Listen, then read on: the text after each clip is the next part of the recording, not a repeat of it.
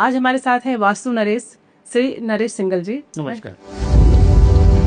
वास्तु एक बहुत बड़ा विषय है, तो क्या ये एक बिलीफ सिस्टम है या ये साइंस पे आधारित है? कि मैं जिसको अपना पिता कहता आया हूँ उसका वैज्ञानिक आधार बाद में है, पहले बिलीफ सिस्टम।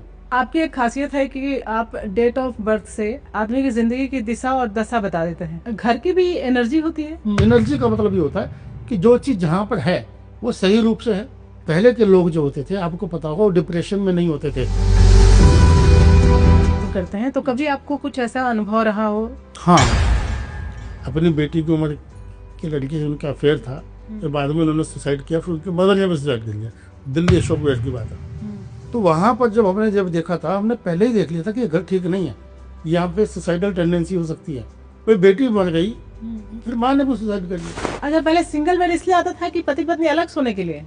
शयन कक्ष अलग होता है ना जी, सोने के लिए अलग बात है। रति कक्ष के लिए तो हमारे इतनी छोटी सी साइज नहीं है।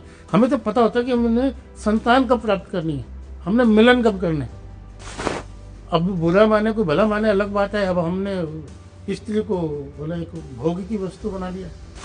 और आजकल क्या वो मिरर सेक्स चला हुआ है, वो अपने आप को देखना चाहते हैं मिरर में। नग्न होकर नहाना नहीं चाहिए, 100% नग्न अवस्था में नहीं नहाते।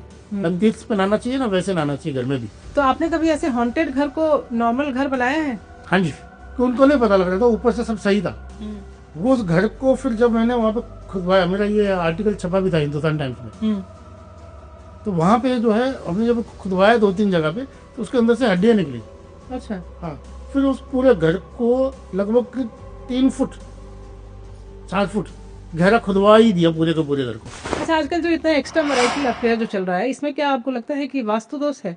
वैसे तो ये अपने संस्कार और अपना पर्सनल करेक्टर होता है, लेकिन जो उसका एनवायरनमेंट की अगर हम बात करें तो उसके वहाँ साउथ वेस्ट जो हिस्सा है और साउथ वेस्ट का हिस्सा, ये बड़ा अच्छा रखना चाहिए। आजकल शादी डिले हो रही है, वर्क कल्चर ऐसा है, तो जिनकी शादी नहीं है तो उनके लिए कुछ बताइए। मेरा एक बार प्रोग्राम आ रहा था जैन टीवी पे। जैन टीवी यूएस में आता है। अच्छा।